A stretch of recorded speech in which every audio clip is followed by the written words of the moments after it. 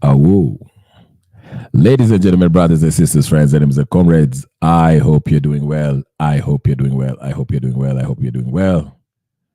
Um, karibu sana for another session. This is Kenya Revolutionary. I'll be here very briefly. I'm currently not active on my X Twitter page, but I will up it in a minute later on, probably this week, so we can get things rolling. But I just wanted to speak on this very quickly, very briefly, very succinctly. And the topic today, as you can see, is President William Ruto must be impeached immediately. I know you might be sitting there wondering, why am I coming up with this? Why am I talking about this? Why am I suggesting this? To me, it's well overdue. This man is categorically destroying this country through his CSs and his policies that actually he has been written to or drafted by the Western puppet masters, his puppet masters. Karibu sana, James Wood. Thank you so much. Karibu sana. Again, if you haven't liked this video yet, please go ahead and like it. Immediately you get it. Thank you so much, James Wood, for joining me. And for those of you who are also watching, please, if you haven't subscribed, you're seeing this in your timeline, go ahead and subscribe to the channel. It's Kenya Revolutionary. You can find me on YouTube and X. Follow me there, okay? All right. The reason why I'm advocating for this president to be impeached at this point is because of what he's been advocating for. This man is now taking us Kenyans as for fools, okay? And we cannot allow this. He started up well. He was talking good talk, but it seems like he doesn't care. I think he has been guaranteed second term by the Western powers that actually propped him up. Or two, he just doesn't care about the second term. He wants to do as much damage as he can. But I would go with the former. I think he knows that winning elections to him in 2027 will be something automatic. The Western powers will help him win the second whatever. Oscar Odongo, karibu sana. Please like the video. And if you have subscribed, please go ahead and subscribe. Thank you so much for joining us. Now, again, as I said, you might be wondering, why am I saying President William Ruto must be impeached immediately? It is because the damage that he's doing. I just read when he was telling Kenyans that we should vaccinate our cows, something that Bill Gates was advocating for. Remember, soon as he took office, briefly after, he invited this so-called philanthropist, fake philanthropist, okay, Bill Gates, to come to Kenya. Bill Gates should be arrested, shouldn't even set foot in any African countries. He should be arrested anywhere he goes. But this president invited him, and he came in and pushed some GMOs. I remember he went to, is it Machakos, where Mutula Kilonzo Jr. is the governor, okay? And after that, William Ruto told us in an interview that he supports this idea of genetically modified foods, okay? Something that's, we know scientifically has been proven to be detrimental to the human health. You wonder why Europe, the EU countries, members, and even non-EU members are very anti-GMO foods, okay? There's this whole an army of lawsuits, lawyers suing Monsanto and Bayern. You know, Bayern, I'm not talking about the football club, but I'm talking about this huge company that pushes this genetically modified, foods, okay?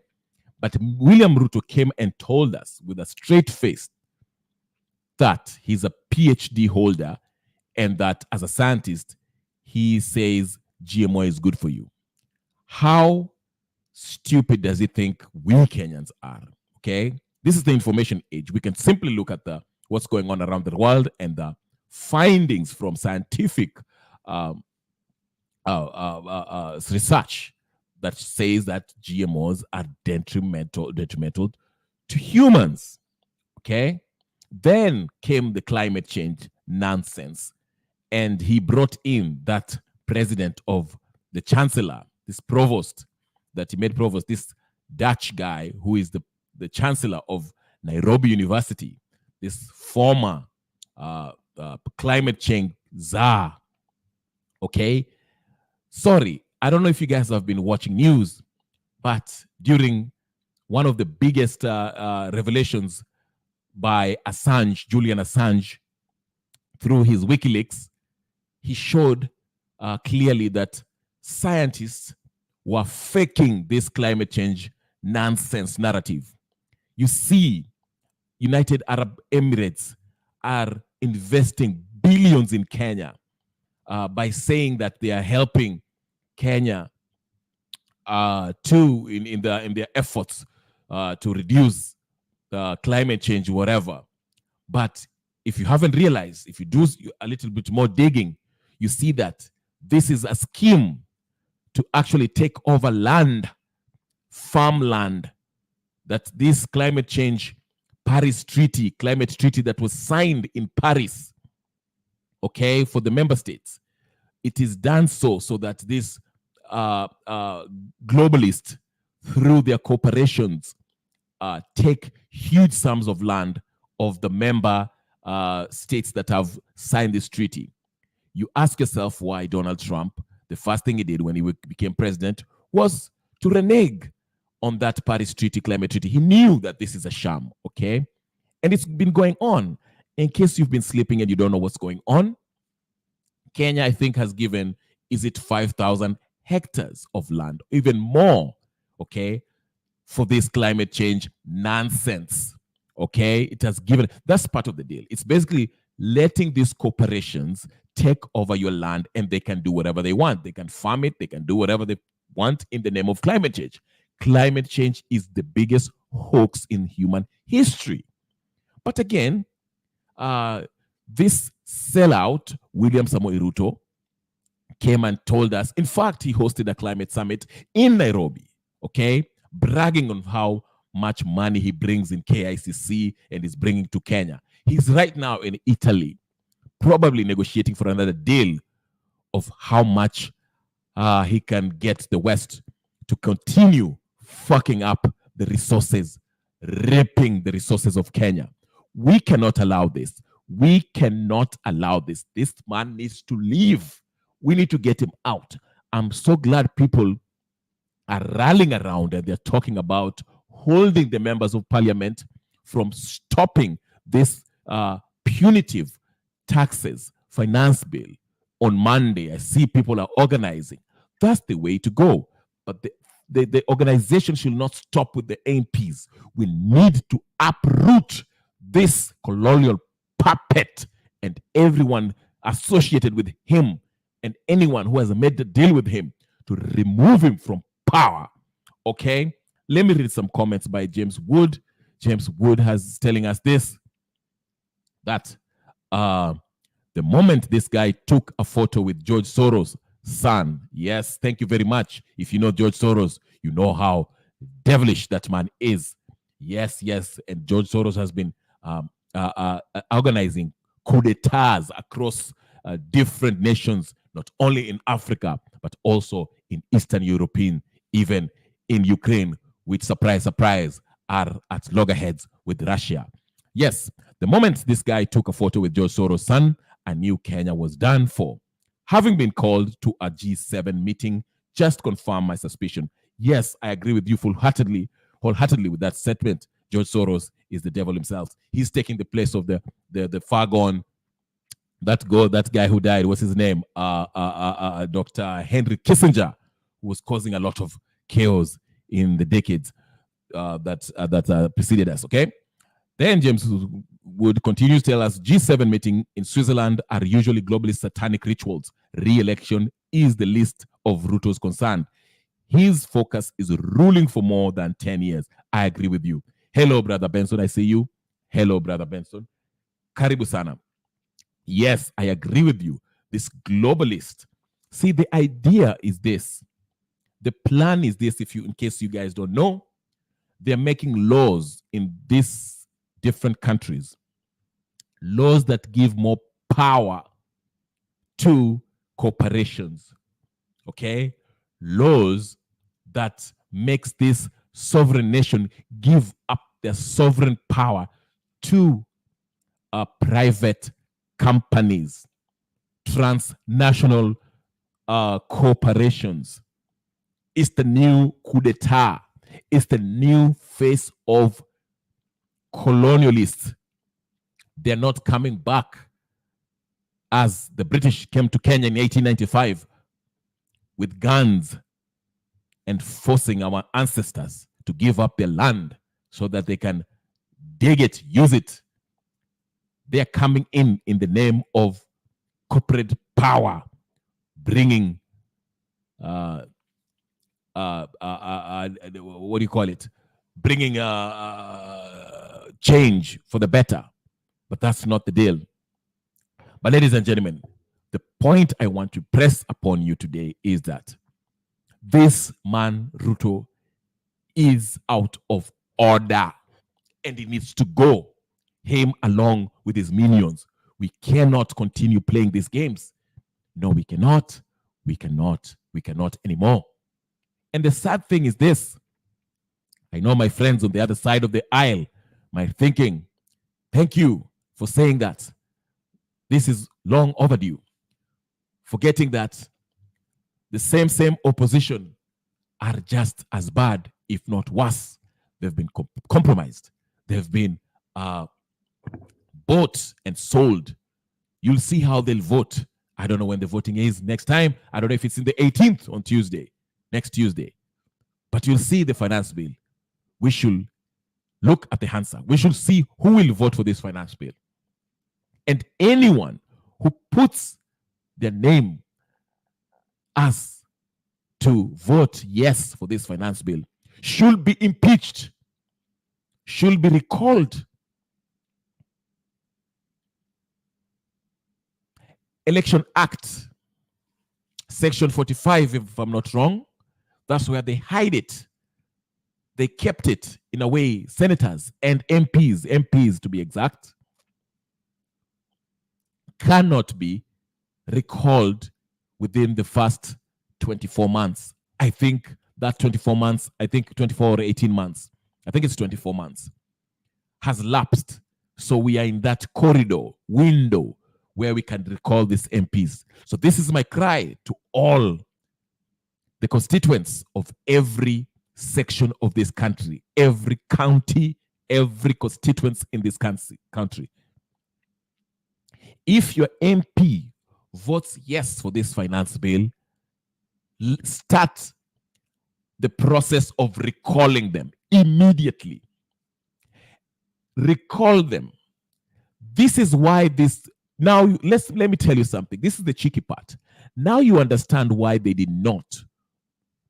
Both the Azimio and Kenya Kwanza did not want to go with the process of choosing the IEBC. Because even if, as it stands right now, actually the responsibility of choosing the new IEBC commissioner falls squarely on the president. The president is supposed to choose the selection panel, and then the selection panel goes ahead and chooses the new commissioners of IEBC. So here's the trick.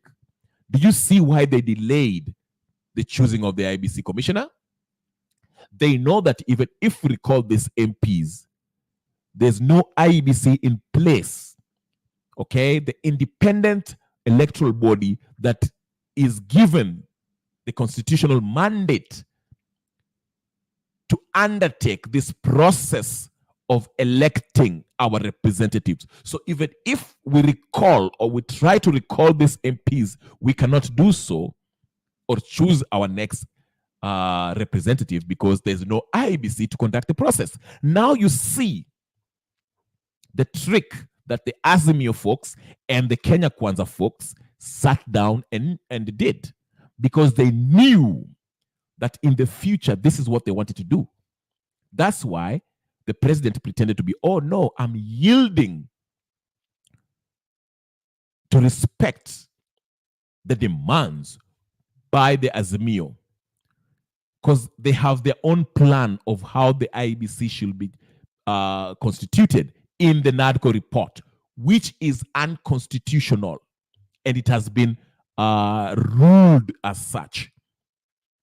But they are pausing, wameiweka tu hapo kwa shelf, because they knew when the wananchi take action and want to choose representatives that champion their interest, they will stall this process. That way they cannot have the wananchi choose those leaders that they want of their choice. So even if we impeach these guys right now, there's no IEBC to take over the process or to oversee the process legally to represent us. So what we might need to do is to actually do what the Constitution also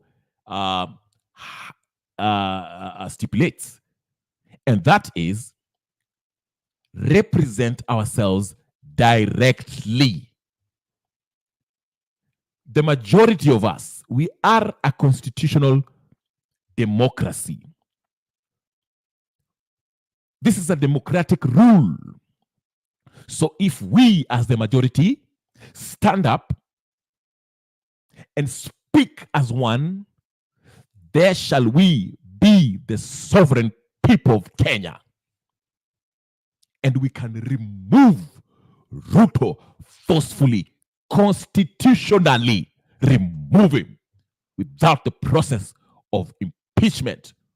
We can speak in unison and say enough is enough, and is enough is enough.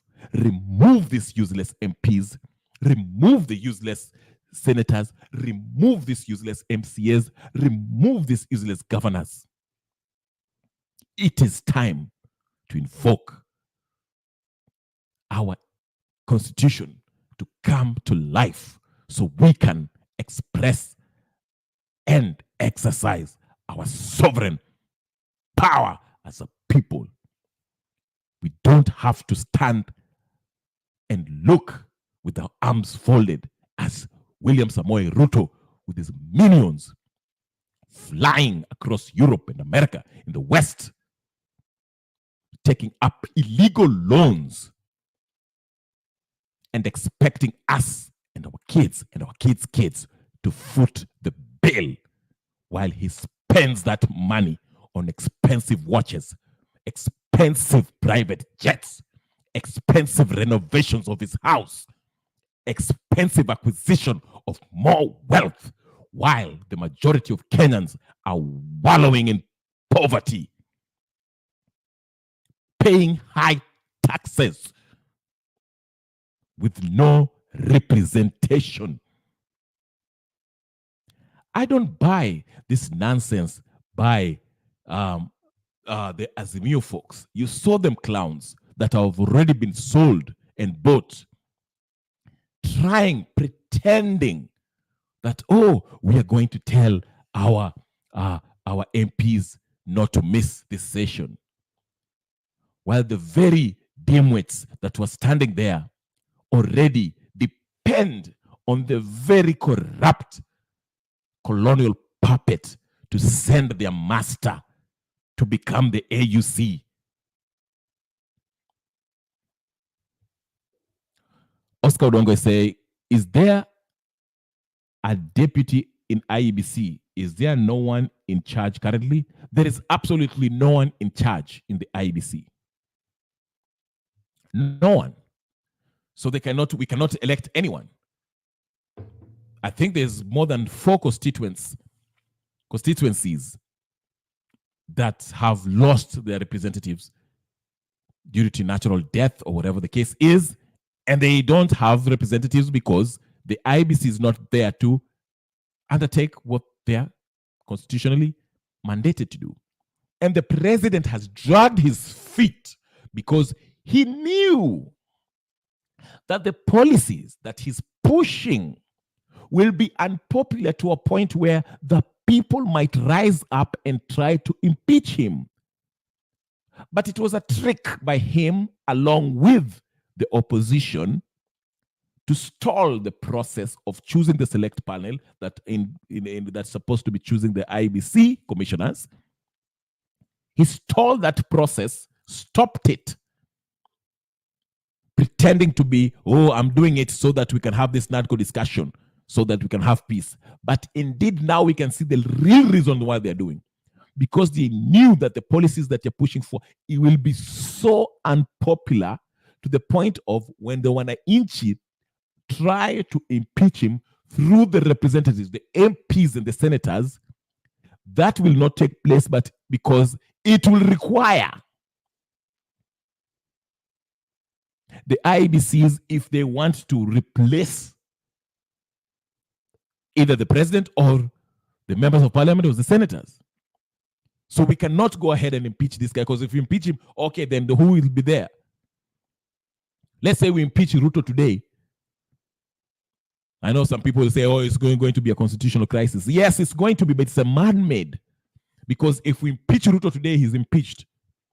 How are we going to have another presidential election? Okay, regarding Gachagua will become president if we do. How realistic is that? We are even more reinvigorated.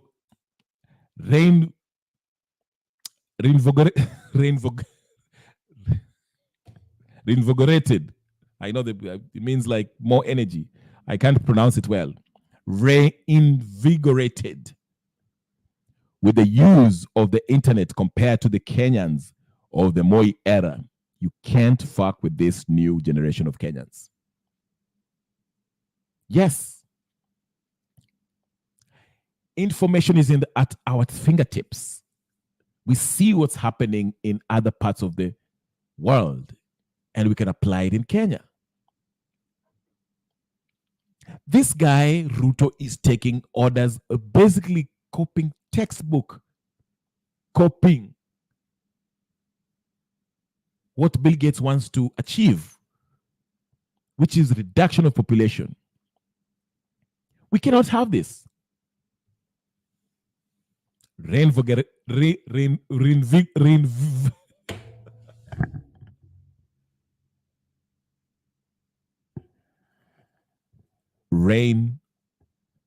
Somebody help me. Invigorate. Reinvigorate. Reinvigorated. I got it right. Reinvigorated. We have more vigor. Let me put it that way. We have more vigor by the fact that we can have information at our fingertips through the help of the internet. Good point, James. But enough is enough.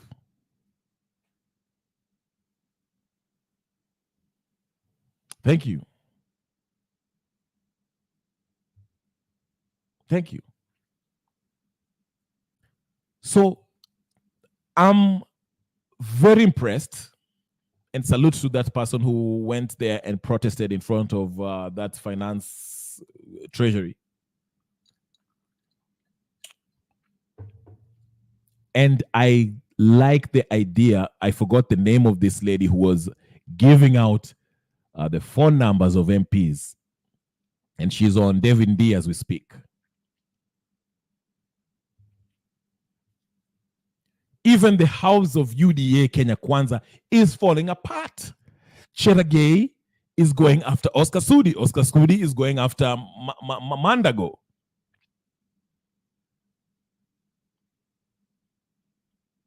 The Kenya Kwanza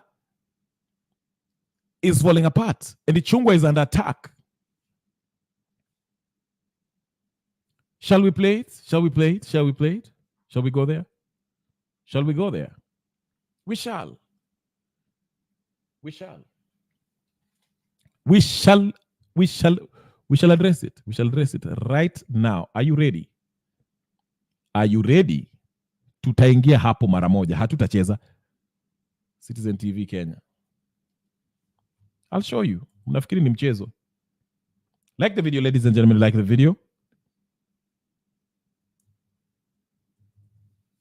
like the video, subscribe, share, like, comment, hizo mambo yote. Tafadhali, na sio tafadhali.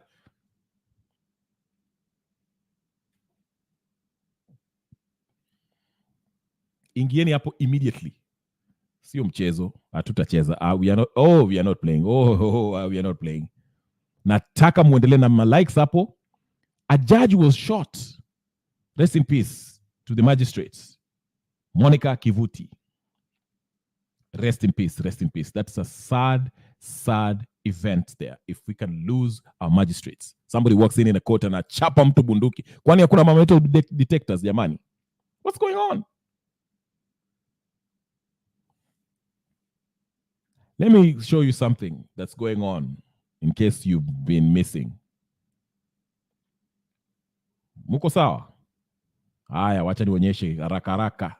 Sitakaa sana, nataka kwenda kuangalia hiyo mchezo ya Albania versus Italy. Haya, ndio hiyo sasa. Mko sawa? All right. Let me play it. Ndio hiyo. Atoke kwa kiti ya majority kwa sababu na wale viongozi muambia akina Kimani Ichung'wah chuma chao kimotoni. Waambie chuma chao ki wapi? Na hii parliamentary group meeting tunaenda Tuesday. Agenda ya kwanza ni kumng'oa Kimani Ichung'wah atoke kwa kiti ya majority kwa sababu amekosea heshima naibu wa rais. Hatutakubali. Your Excellency, wewe na rais mulimpea kiti ya majority leader. Sasa ameshiba, anaanza kututapikia, anaanza kukosea heshima. Kwani huyu mtu anatakaje? Agenda ya pili kwa hiyo PG. Hawa mawaziri wanakutukana na kukudalilisha, lazima pia wakome. Ama namna gani? How do you demean your boss? Na mimi naona unachea cabinet meetings. We shall not allow in this republic. Ama ni aje watu wa Kirinyaga? Si wakome kabisa. Na mimi nataka niwaambie kwa sababu mimi ni senator ya rais. Shamba yake inafika kaunti ya Nandi. Hiyo mambo yote wanasema na pesa wanapeana haitoki kwa rais. Ni yao ya ubroka wa kisiasa. Na siku zao zimefika. Si ni namna hiyo? Na turudi nyuma na ule mama wa hapa, ule governor wenu akuwe na discipline kidogo, asikuwe na tabia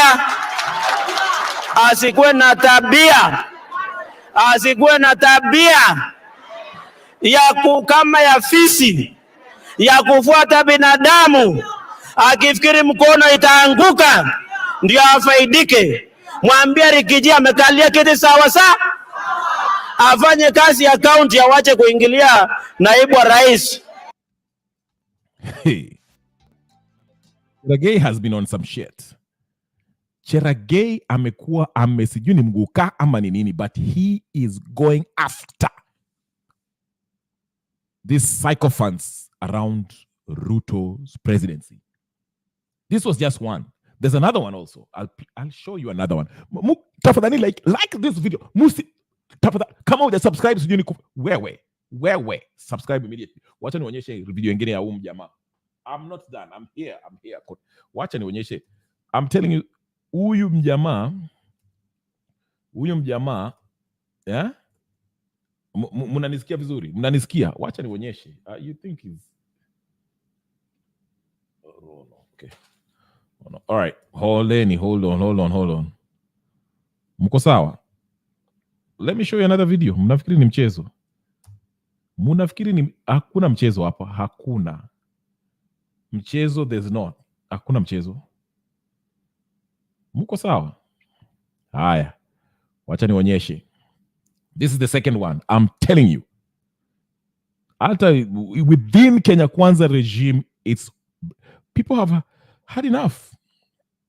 This is another one, Cherargei. This is within one day. It's another speech. Alikuwa ametoa. Ndio hiyo. Poleni. Mimi nataka niulize Kimani Ichung'wah. Akuheshimu. Awache madharau. Tunaona hata akisalamia rais anaweka mkono kwa mfuko.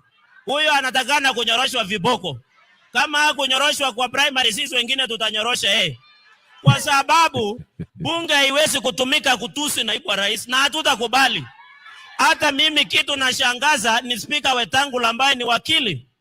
Anakubaliaje wewe utusiwe ndani ya bunge? Kama wanataka kubatusi wakuje tutusiana hapa wananchi wakiona kuliko huko bunge. Na mimi, Your Excellency Deputy President, unajua mimi ni villager. Labda mimi nililelewa kivingine. Kwa sababu hata kama baba yako na mama yako wako na mambo na mama yao inaendelea, wewe tu hautarajiwi kuingilia. Utalaaniwa. Na mimi nataka niseme penye natoka, ukiona mtu akitusi mama yako, next hata tusi watoto ataanza kutusi baba. Na hatutakubali Kenya hii ifanyike na hawa vijana wataingiza. Na ndio naunga mkono 2027 waende wapi? Waende wapi? Kuna mawaziri kidogo hapo. Pia naona wanaongea vibaya. Na unajua mimi najua kudeal nao. Kama Murkomen, nimeona wengine wanaongea na hakuna barabara hapa. Na yeye nini barabara naona na kutusi na hajaweka lami hapa. Kwani mulipea kazi ya kuja atusi naibu wa rais ama afanye lami? Hata wale unasikia wanatusiana Rift Valley. Kama ule jamaa kola kitu fake except meno. Hakuna hawezi ongelesha nini. No, he did not go for Oscar Sudi. Oscar.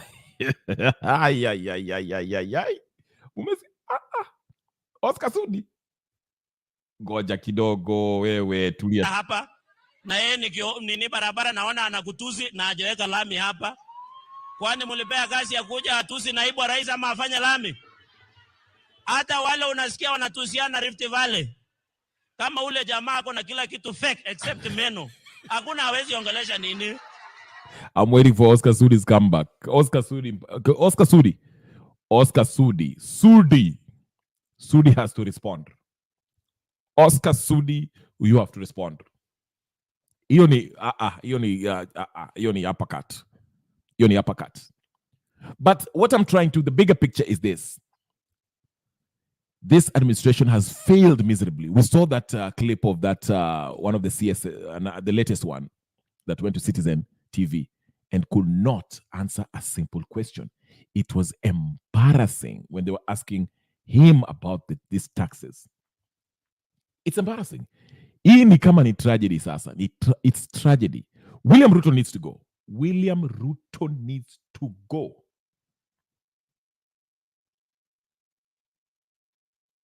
Needs to go. Okay? He needs to go. He needs to go. William Ruto needs to go. Him along with all this, they need to go.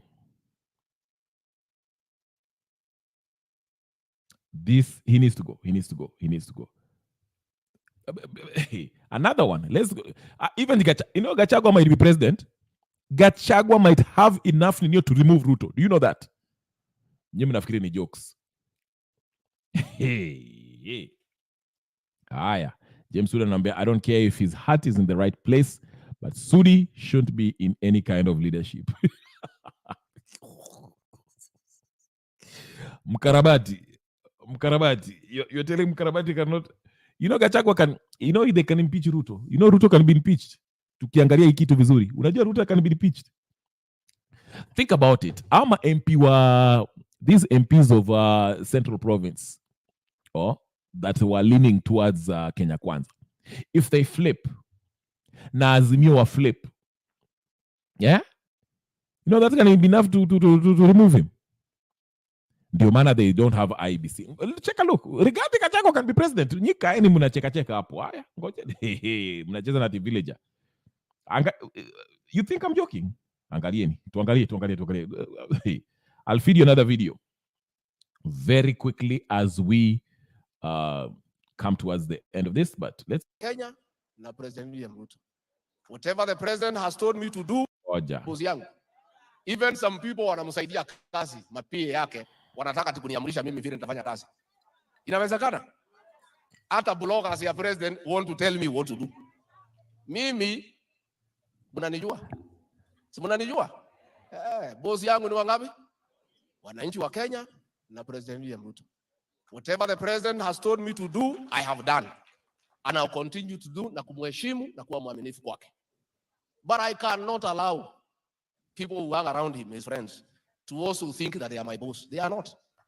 Mimi am elected by the people of Kenya. Mlinipigia kura, mkunipigia. Ama mnataka kila mtu wako hapo karibu na rais aniamurishe mimi?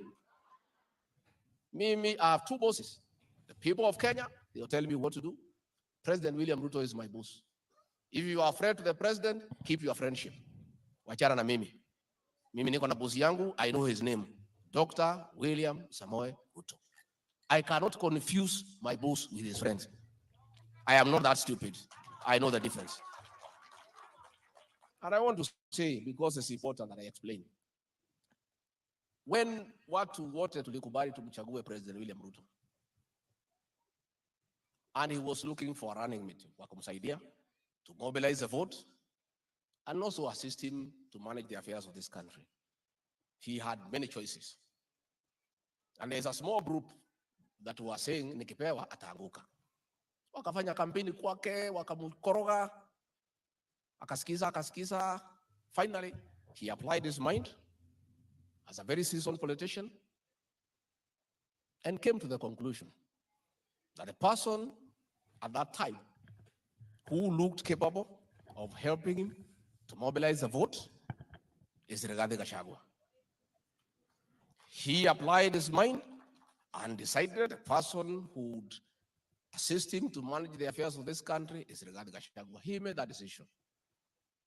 Hao watu, one of the person alikuwa ameongoza, alikuwa anasema over my dead body hawezi pewa. Anaapa. Hata tukiwa hapo Karen, walikuja bibi yangu Pastor Dokas ikiwa hapo wakamfukuza. Nikapewa. Some of them have never moved on. Hii siasa unaona hii mingi, it is that small group that has grouped. Sasa kuna page yetu inaitwa Project 22 wanashida hapo wakiweka fitina na propaganda. Kukoroga wabunge nini. Because they have not moved on. And when I was given that job as running mate, the president assigned me the Mount Kenya region and Rift Valley. Nikazunguka hii mlima. Muliniona hamkuniona? I mobilized this vote. And I mobilized for UDA. Viti zote tukafagia na tukapata 87%. Nikaenda Rift Valley, there was a problem ya independent candidates. Senator, you are there. I mobilized the people, tukapata viti yote. Siku tulikuwa tunaenda running mate, tunaenda debate. Hiyo group tu wakaenda kwa rais. Hii mtu yako ulichukua sasa ona. Akienda hii debate tumeisha. Hii mtu hajasoma, hajui Kizungu, hajui kuvaa. Sasa tulikuambia ukampatia, sasa hii uchaguzi yako yote itaharibika. Akamkoroga rais mpaka rais akanipigia, sasa hii debate namna gani? Utaenda ama tuache? Nikamwambia rais, you made the right decision. Nikamwambia Deputy President William Ruto, tonight by 11 p.m. I'll wind up that lady utamsikia tena kwa siasa ya Kenya. Walikuwa wanasema sijui Kizungu. Nilipofika pale nilipromosha sikupromosha. You know, these people, some of them were saying ati mtu ni first time MP, sisi tumekuwa term 2, term 3, wananidharau mimi. Nimeona mwingine anajifanya ati ni 4 terms.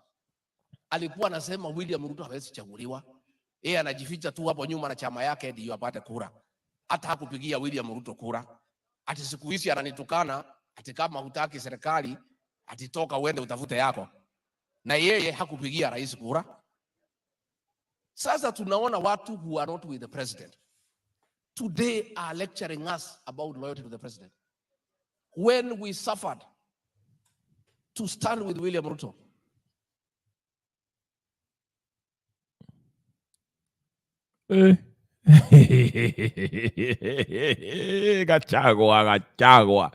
Gachagua mwenyewe. Gachagua has his attack dogs. Cheragea anamsaidia kuchapa kina Murkomen na Oscar Sudi na Ichungwa. Hata unaona nani amenyamaza? Ndindi Nyoro amenyamaza. Unamwona akipanda helicopter huko na Babu Owino na nilimwona huko akicheka na Oscar Sudi. Usicheze na Gachagua. That's what I'm telling you. This let me read James nani anasema na James anasemaje. Okay. It pains me to say that afadhali Gachagua, albeit tribal, he still leans towards his traditional morals, which is safer for the Kenyan nation. Shida ni elites wanaweza mu. I kind of get it. Wanaweza kuomninio. Yeah, fanya ile kitu, as they say.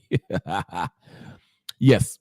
Like I will say, there's something admirable about Gachagua. Gachagua, say what you will. Yes, he's very parochial in his ideological prism.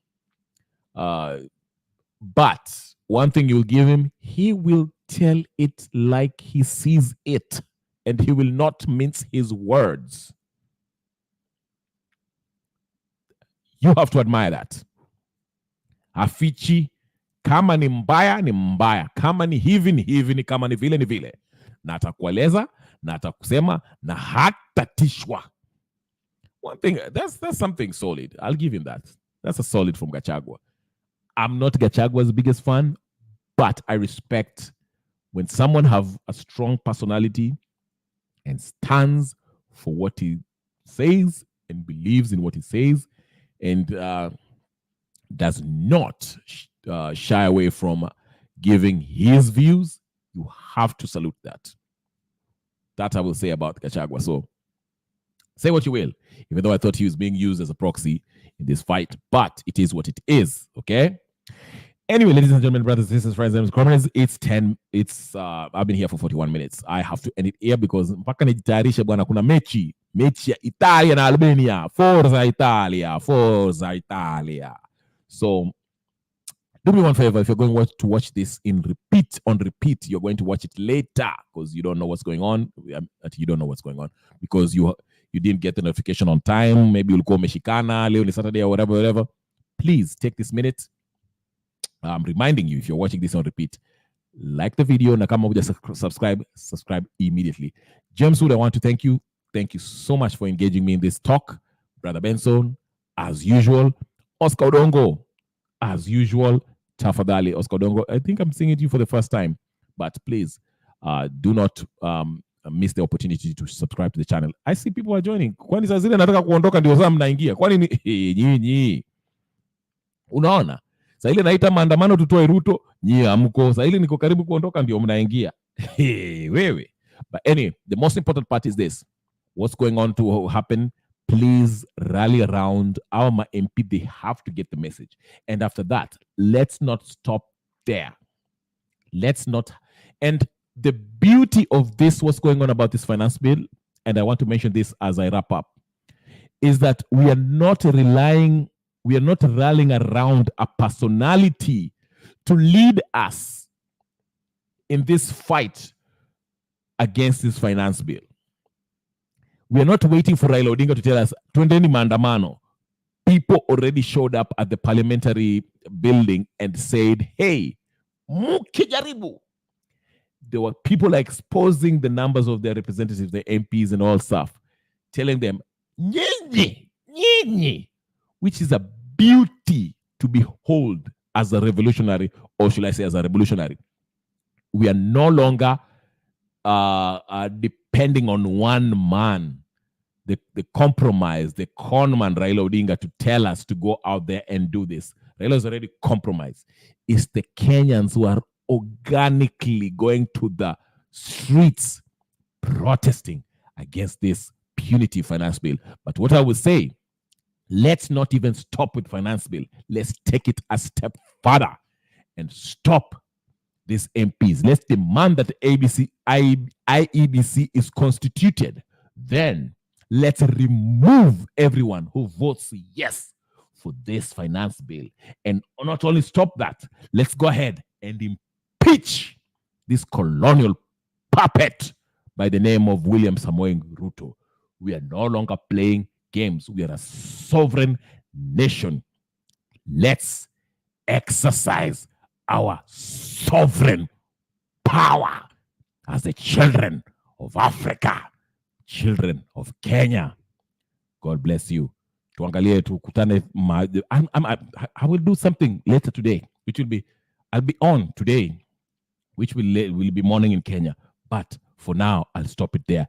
Thank you so much, James Wood. Thank you so much, Odongo Oscar. Thank you very much, Brother Benson, and everyone else that has been watching this. Like the video, and if you haven't liked it already, like it, and if you haven't subscribed, subscribe, comment, share, so that, and put your notification on, so that every time that I come in, you can always see me and you can join me in the studio. If you want to join me in the studio, I can put the link, or you can comment like Oscar, James, and Brother Benson, and many others. Okay, so like the video, share, comment, and most importantly, subscribe. I'm namna gani? All right, thank you so much for joining me. I will be coming in later. Mabadae. Wacha niangalie ball kidogo. Alafu I'll come back later and we can talk about other stuff that's going on. There seems to be a lot that's happening in Kenya. Kenya is brewing. The drums of revolution have started. I can hear it. Liberation is coming. The struggle continues. A luta continua. All right? Ladies and gentlemen, brothers and sisters, friends, enemies and comrades, this is Kenya Revolutionary. I'll talk to you guys later. Peace and blessing. I'm namna gani? Bye. I'm out.